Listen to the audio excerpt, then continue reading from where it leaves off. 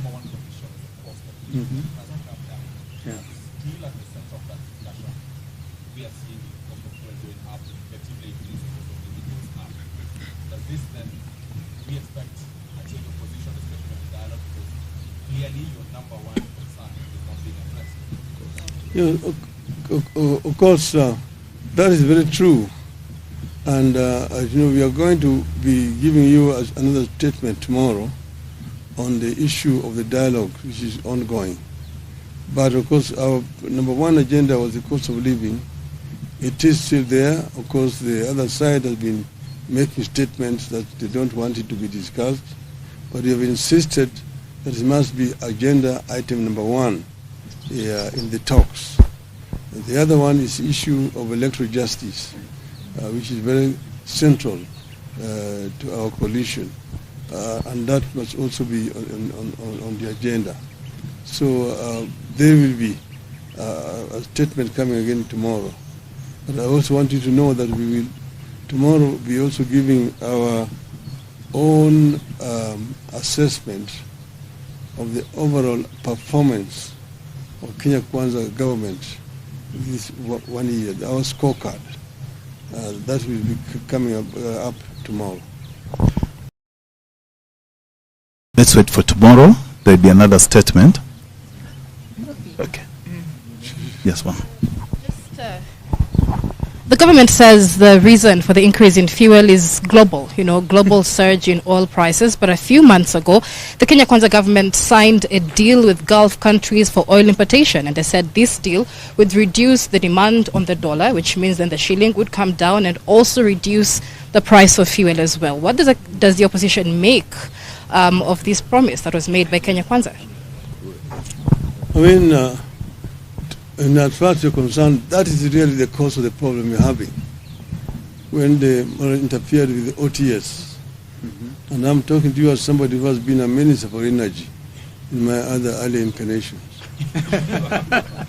so that is the cause of the mess that we're having. They say that we are going to do a G2G and that they are going to pay in Kenya shillings.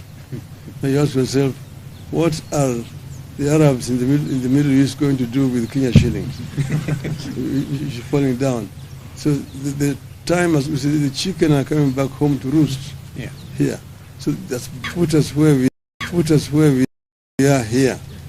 And it is unfortunate that there's the Kenyans who are innocent Kenyans who are basically now suffering when those who are responsible are globetrotting, looking at coffee in Colombia.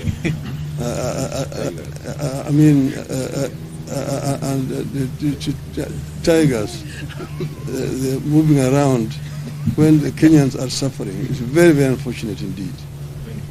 Thank you very much. See you tomorrow. Thank you. Pressure on parents seeking to take their children abroad, or those who want to seek treatment outside the country. The free fall of the shilling is more taxes from the suffering Kenyans. The taxes rose at a time the overall economy has been contracting.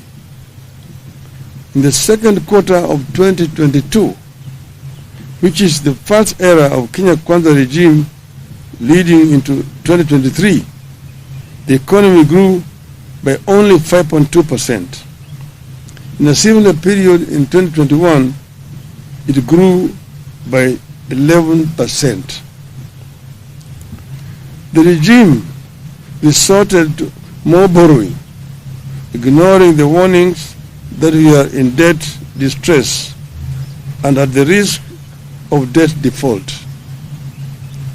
Without blinking an eye, the regime went against its promises to reduce borrowing and did the complete opposite.